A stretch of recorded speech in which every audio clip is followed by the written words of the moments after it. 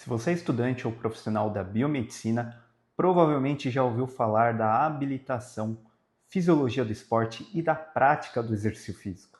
Mas e se eu te dissesse que o que você sabe sobre ela pode estar bem completo? A regulamentação não deixa bem claro o que você precisa saber, além de como ingressar e atuar no mercado de trabalho.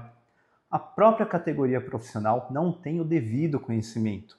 E o mercado de trabalho também desconhece que nós, biomédicos, biomédicas, temos essa habilitação e que nos permite atuar como fisiologistas.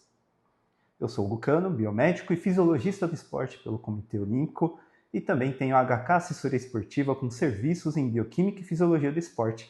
Além disso, sou o coordenador do Laboratório de Movimento com ações de Fisiologia e Biomecânica na Clínica Move to Health aqui em São Paulo, capital. Desde 2012, quando me formei, muito antes de existir essa habilitação, eu já estava atuando na prática, atuando como fisiologista. De lá para cá, muita coisa mudou. Eu mudei, fui aprendendo cada vez mais, errando, acertando, me adaptando. E a função de fisiologista mudou também um pouco. Foi se aprimorando junto com a tecnologia e evolução na área da saúde, reabilitação e esporte. Se você quer saber o que aconteceu nesses últimos anos, quais as novas possibilidades e como o biomédico pode ir além, fica comigo até o final, porque esse vídeo é para você. O que é a habilitação? Vamos lá. Segundo o conselho, o fisiologista do esporte pode atuar diretamente com o indivíduo, cliente, com parte de uma equipe técnica ou na indústria. Nossa função é oferecer a retaguarda científica nas áreas das ciências do esporte, monitorando indicadores fisiológicos, bioquímicos, para dar o devido suporte a outros profissionais, como profissionais de educação física, fisioterapeutas, nutricionistas, médicos.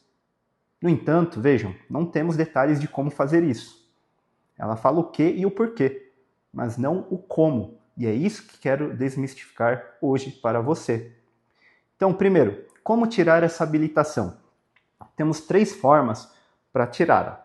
A primeira é o estágio supervisionado, com no mínimo 500 horas de prática na área. A segunda, uma pós-graduação, cursos lato ou estrito sensu, na área de fisiologia do exercício físico ou correlatas. Terceira é a prova de título de especialista pela Associação Brasileira de Biomedicina. Olha, vou dar o meu exemplo para vocês terem uma ideia. Usei as 2 primeiras formas para tirar. Realizei estágio supervisionado na graduação com no mínimo de 500 horas. Num primeiro momento, uma iniciação científica extracurricular. E também um trabalho de conclusão de curso depois. Primeiro, diagnóstico da capacitação clínica e funcional de desportistas. E o trabalho de conclusão de curso, efeito da suplementação de erva mate sobre a capacidade antioxidante total em atletas de futebol feminino de Botucatu, uma cidade do interior de São Paulo. Já na pós-graduação lato sensu, ou estrito sensu, que é a segunda forma, eu fiz uma lato sensu, uma especialização, controle metabólico esportivo nutricional e fisiopatológico, uma pós-graduação de final de semana com duração de 1 ano e meio. Fiz um programa de aprimoramento profissional em laboratório e metabolismo nutricional e desportivo, que aí eram 40 horas semanais. E o estrito sensu, eu fiz uma dissertação de mestrado e também uma tese de doutorado. Cheguei a realizar depois um pós-doutorado, mas aí já existia habilitação e já tinha tirado, mas o pós-doutorado, pelo tema que foi feito, também poderia servir para pleitear essa habilitação. Agora vamos para a terceira forma, que é o título de especialista pela Associação Brasileira de Biomedicina. Eu não cheguei a tirar ou usar a terceira forma, mas sinceramente vou falar sobre ela. Veja os requisitos para prestar a prova de especialista. Formado no mínimo há 3 anos, atuação na área há pelo menos 2 anos, afiliado à Associação Brasileira de Biomedicina, Conselho Regional de Biomedicina definitivo, prova, análise de currículo, entrevista com especialistas na área. Se você já está formado há 3 anos e já atua há 2 anos no mercado, muito provavelmente você já deve ter conseguido um certificado de estágio na área. E aí a primeira forma de tirar, você já conseguiu e pleiteou a habilitação e conseguiu, concorda? Então me parece desnecessário seguir essa terceira via para tirar a habilitação. Há outras mais fáceis. Enfim, outra questão que gostaria de colocar para vocês. Vamos lá. Pensa comigo, hein? Atuar como professor pesquisador em fisiologia do esforço precisa mesmo dessa habilitação? Porque sabemos bem que essas áreas de atuação não necessitam de habilitações específicas como essa. Por exemplo, para você biomédico, biomédica, basta ter uma habilitação em docência e pesquisa, se possível, com área de concentração, nesse caso em fisiologia humana. Já satisfaz legalmente sua atuação como professor e ou pesquisador. Mas para atuar no mercado de trabalho como fisiologista, professor e pesquisador também trabalham, ok, pessoal? O que eu quero dizer é que esse é um termo no sentido de trabalhar em centros de treinamento, clínicas, clubes, entre outras instituições.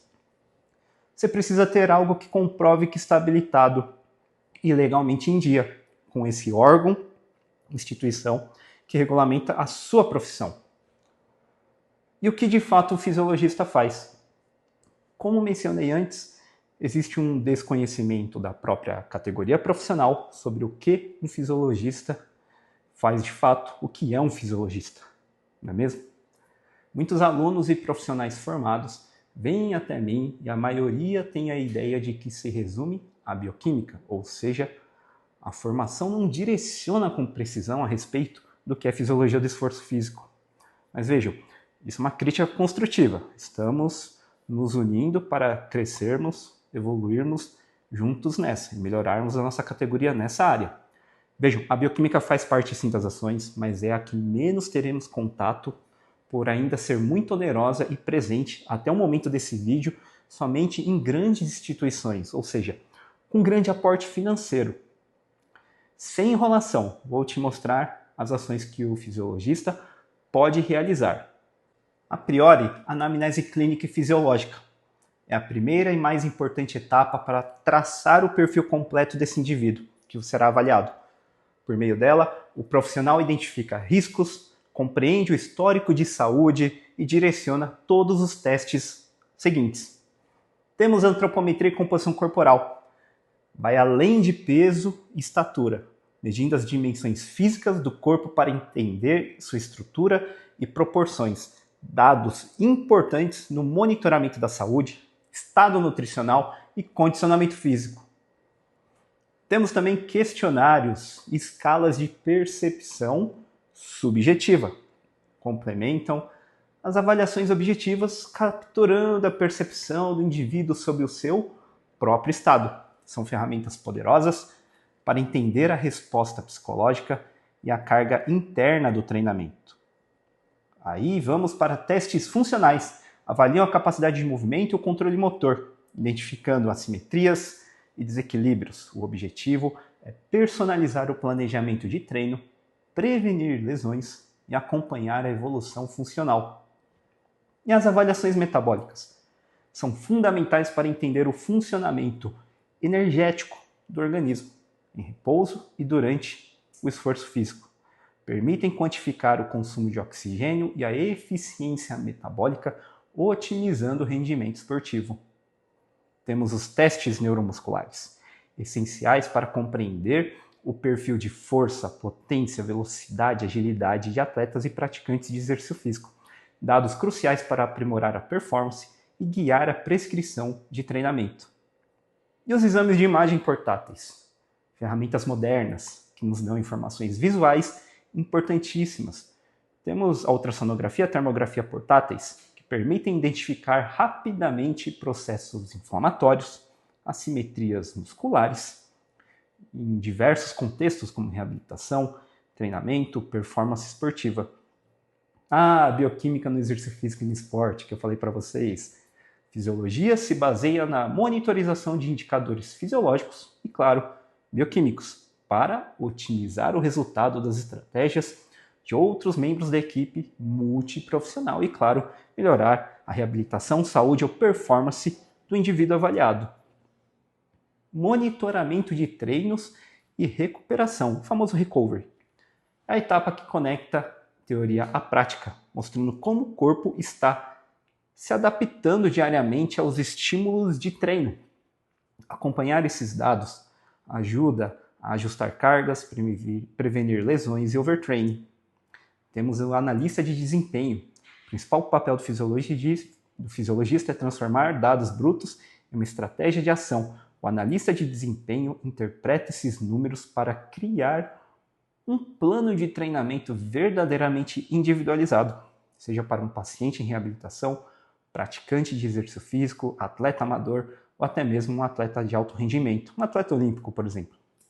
Agora vamos falar sobre algumas resoluções à parte da habilitação. Primeira, solicitação de exames laboratoriais. Temos sim uma resolução específica sobre ela. Essa autonomia de poder solicitar exames se baseia em 3 pilares, que eu quero que você, que está me assistindo, pense comigo. O primeiro pilar é a propriedade. Ninguém pode dizer que o biomédico não tem propriedade sobre exames laboratoriais. Afinal de contas, vamos dar uma olhada na nossa grade curricular, que é profundamente embasada na bioquímica, fisiologia, hematologia, imunologia, patologia, sem contar outras disciplinas relacionadas indiretamente também com exames laboratoriais. Nós estudamos os biomarcadores, entendemos os valores de referência do ponto de vista biológico, a pessoa que está sendo avaliada, sabemos interpretar não somente números, resultados, mas sim o indivíduo, o paciente avaliado. Ou seja, conhecimento técnico nós temos. Aí vem o segundo pilar, que é a liberdade. A regulamentação do nosso conselho nos deu essa liberdade para agir. É nossa prerrogativa solicitar esses exames laboratoriais para o acompanhamento do nosso exercício profissional. Não é uma concessão, é um direito legal. E aí chegamos ao terceiro pilar, que é a atuação. O que é a realidade no dia a dia? A verdade é que, apesar de termos a propriedade, a liberdade, muitos laboratórios ainda não aceitam a nossa solicitação. Na prática, a grande maioria ainda exige um pedido médico. E por que isso acontece? Muitas vezes é por desconhecimento da própria legislação ou por políticas internas antigas. Mas a realidade é que a aceitação hoje é muitas vezes fruto do networking que o profissional tem ou de uma relação de confiança já estabelecida com o laboratório. Essa é a nossa realidade. Temos uma regulamentação que nos dá um poder de atuação, mas precisamos lutar para que essa regulamentação seja de fato aplicada no dia a dia. Por isso, a nossa responsabilidade vai além da ciência, ela se estende a educar o mercado, construir pontes e mostrar o valor do nosso trabalho.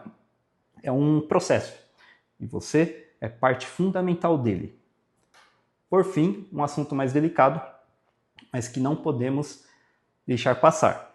Existe uma resolução que dispõe sobre a responsabilidade técnica na fabricação, comercialização e prescrição de suplementos nutricionais. Interessante analisarmos, pois gosto sempre de dizer que não é porque nos dão o direito de algo que devemos necessariamente usufruir dele. A responsabilidade técnica na fabricação de suplementos nutricionais, comercialização, é algo que até me parece possível do ponto de vista de adquirirmos o conhecimento e trabalharmos nisso. Então, ter propriedade e direito de fabricar, comercializar, me parece plausível, mas estou vendo com profissionais da área para entender e compreender melhor se realmente temos propriedade para isso. Principalmente, atuação, ok? Não esqueçam desses 3 pilares, não só para isso, mas para outras ações da vida.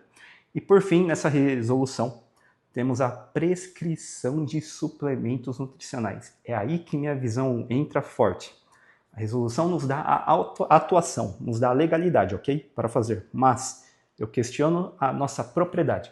O biomédico tem conhecimento sobre o que cada suplemento faz, sobre a bioquímica por trás, mas infelizmente não temos a competência de avaliar o que falta na alimentação de um indivíduo. Se a alimentação dele está adequada, inadequada, essa análise quem faz é o a nutricionista. Não temos conhecimento, propriedade de identificar isso. E é por isso que, na minha opinião, essa regulamentação é algo questionado nesse ponto. Ela nos dá um direito, mas a nossa responsabilidade nos faz questionar se devemos de fato usufruir dele.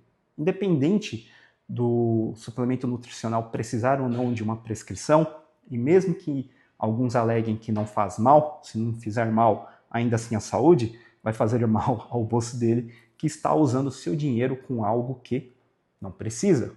Fica o questionamento para vocês, ok? Espero que tenham gostado. Eu fiz esse vídeo para atualizar o conhecimento a respeito dessa habilitação e sua atuação de fato. Deixe aqui nos comentários a sua opinião.